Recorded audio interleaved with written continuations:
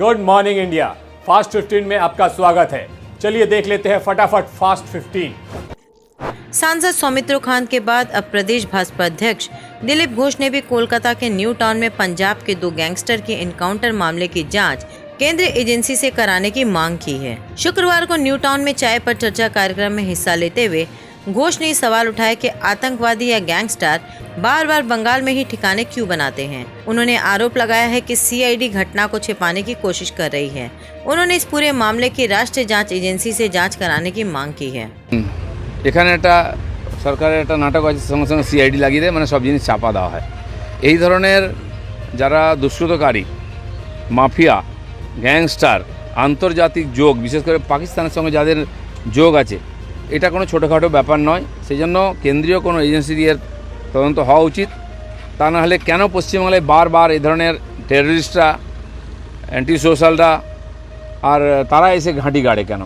কারণ এখানকার জায়গাটা হচ্ছে সবচেয়ে সেফ, কেউ গায়ে হাত দেবে না, পুলিশ জানলেও কিছু করবে না। এরাই এখানকার সরকারের সম্পদ। বাংলাদেশি উগ্রপন্থী হোক, সে শিমুলিয়া মাদ্রাসা থেকে খাগড়াগড় যেখানেই ধরা পড়ুক, বা এ নিয়ে 3 বার পাঞ্জাব থেকে আসা উগ্রপন্থী আর গ্যাংস্টার ধরা পড়লো বা মারা পড়লো। মিজোরামের টেররিস্ট এসে এখান থেকে ধরা পড়ে, এখানে লুকিয়ে থাকে। বাংলাদেশি টেররিস্ট এখানে লুকিয়ে থাকে। এটা আমরা বলছি না, বাংলাদেশের প্রধানমন্ত্রী একসময় বলেছেন। তো এটা হচ্ছে অ্যান্টি সোশ্যাল আর অ্যান্টি ন্যাশনালদের একটা গড়। আর মুখ্যমন্ত্রী মমতা ব্যানার্জির যে সরকার, তাকে সবাই তাদেরকে শেল্টার দিচ্ছে। शादी और तलाक की खबरों पर टीएमसी सांसद नुसरत जहां के बयान के बाद अब उनके पति निखिल जैन ने अपनी चुप्पी तोड़ी। निखिल जैन ने कहा कि परिवार और दोस्त जानते हैं कि उन्होंने नुसरत के लिए क्या क्या किया, लेकिन कुछ ही समय बाद नुसरत का एटीट्यूड बदल गया। नुसरत की शादी के भारत के अवैध होने के दावे पर निखिल ने कहा कि वो पति पत्नी की तरह ही रहते थे और लोगों से भी एक शादीशुदा कपल की तरह ही मिलते थे। निखिल ने आगे बताया कि 5 नवंबर 2020 को नुसरत अपना सामान लेकर अपने फ्लैट में चली गई थी। निखिल ने कहा कि उन्होंने आर्थिक रूप से भी नुसरत की मदद की। कोरोना संकट के बीच पतंजलि की कोरोनिल को लेकर एक बार फिर बाबा रामदेव को झटका लगा है, क्योंकि भूटान के बाद अब नेपाल ने भी कोरोनिल को बैन कर दिया है। द हिंदू की रिपोर्ट के मुताबिक नेपाल सरकार ने बीते सोमवार को कोरोनिल किट के वितरण पर रोक लगा दी है। पेट्रोल डीजल के दामों पर लगातार हो रही बढ़ोतरी से जनता त्रस्त है, जिसके कारण कांग्रेस सड़कों पर उतरकर सरकार के खिलाफ प्रदर्शन कर रही है। वहीं भोपाल में प्रदर्शन के दौरान कांग्रेस के दिग्गज नेता दिग्विजय सिंह ने कहा कि एक्साइज ड्यूटी में कटौती करके ईंधन की कीमतों में कम से कम 25 रुपए की कटौती की जा सकती है।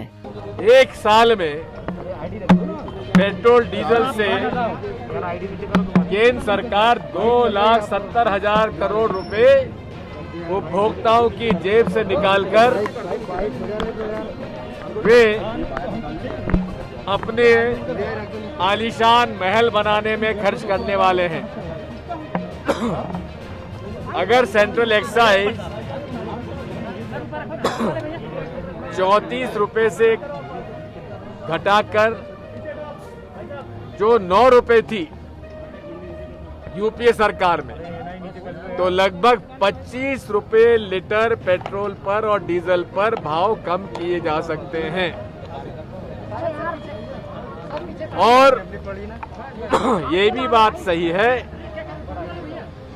कि हर बार भाव बढ़ते हैं, लेकिन बंगाल के चुनाव के पहले उन्होंने भाव कम किए। पूरे तरीके से पेट्रोल डीजल के भाव बढ़ाने के लिए राजनीति की जा रही है। अब जनता उनकी बात समझ चुकी है। कहाँ गए वो लोग जो एक जमाने में आलोचना करते थे जब यूपीए सरकार में पेट्रोल डीजल के भाव बढ़ते थे।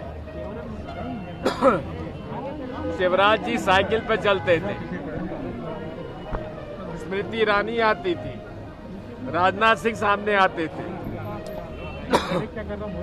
और वो ढोंगी बाबा भी आता था।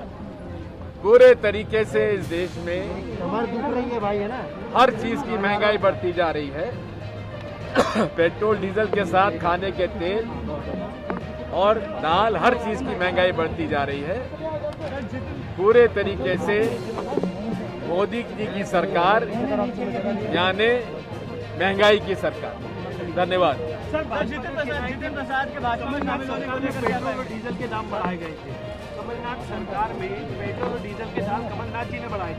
भाई मैं बात कर रहा हूँ सेंट्रल एक्साइज ड्यूटी की बात कर रहा हूँ, जो 9 रुपए हुआ करती थी जब यूपीए सरकार थी, और आज 34 रुपए है।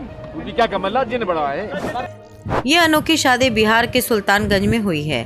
यहाँ एक युवक ने चलती ट्रेन में टॉयलेट के सामने पहले से ही शादीशुदा महिला से शादी कर ली। इस शादी की तस्वीरें सोशल मीडिया पर जमकर वायरल हो रही है। सागर धनकर हत्या मामले में दिल्ली पुलिस ने एक और खुलासा किया। पुलिस ने एक और आरोपी और सुशील कुमार के दोस्त को गिरफ्तार किया है। दिल्ली पुलिस ने पहलवान अनिरुद्ध को गिरफ्तार किया है। अनिरुद्ध पहलवान सागर की हत्या के वक्त सुशील कुमार के साथ मौके पर मौजूद था। इस मामले में अब तक 10 आरोपियों की गिरफ्तारी हो चुकी है। भोजपुरी गायक केसरी लाल यादव की मुश्किल बढ़ सकती है। दरअसल वो कानूनी पचड़े में फंस गए हैं। केसरी लाल यादव के खिलाफ सुरजीत सिंह ने मुंबई में शिकायत दर्ज करवाई है। सनातन सेवा फाउंडेशन के प्रमुख श्री सुरजीत सिंह ने मुंबई में केसरी लाल के खिलाफ ये मामला दर्ज करवाया है। खेसारी पर आरोप है कि वो पैसा कमाने के लिए अपने गानों में अश्लीलता परोसते हैं। उन्होंने अपनी शिकायत में केसरी लाल यादव के गाने चाची के बाची सपनवा में आती है का उदाहरण दिया है।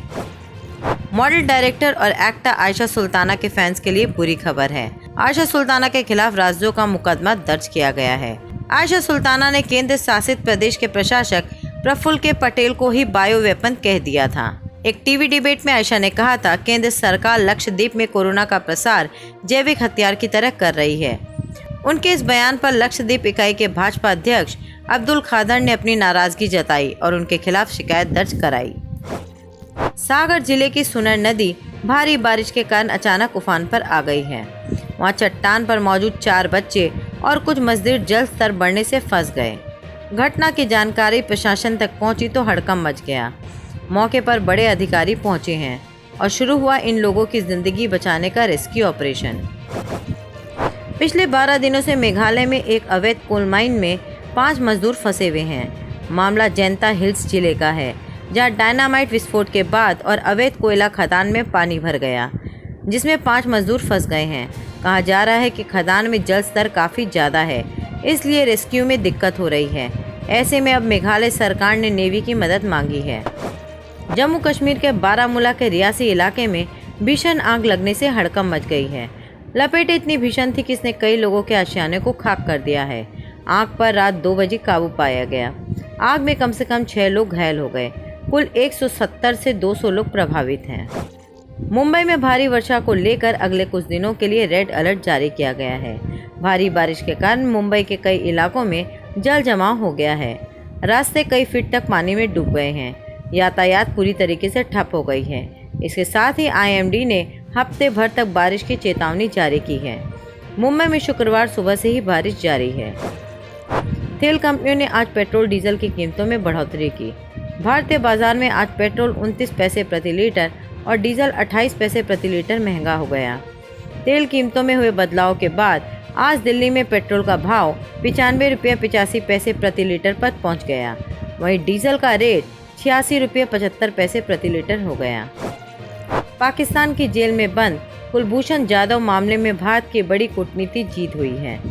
पाकिस्तानी नेशनल असेंबली ने गुरुवार को कुलभूषण जाधव को अपनी सजा के खिलाफ अपील करने का अधिकार देने वाले विधेयक को पास कर दिया है। इसके बाद अब कुलभूषण जाधव को पाकिस्तान द्वारा दी गई सजा के खिलाफ किसी भी हाई कोर्ट में अपील करने की इजाज़त मिल गई है। Ministry of health and family welfare ने एक बार फिर कोविशील्ड के पहले और दूसरे डोज को लेकर कुछ बदलाव किए हैं। केंद्रीय स्वास्थ्य मंत्रालय और गाइडलाइन के अनुसार विदेश में पढ़ने और नौकरी करने वाले लोग 28 दिन बाद कोविशील्ड की दूसरी डोज ले सकते हैं। इसके अलावा टोक्यो में होने वाले अंतर्राष्ट्रीय ओलंपिक खेलों में भाग लेने वाले भारतीय दल के एथलीट, खिलाड़ी और स्पोर्ट्स स्टाफ भी कोविशील्ड की दूसरी डोज 28 दिनों के बाद ही लगवा सकते हैं। आज के फास्ट 15 में इतना ही। कल फिर होगी आपसे मुलाकात।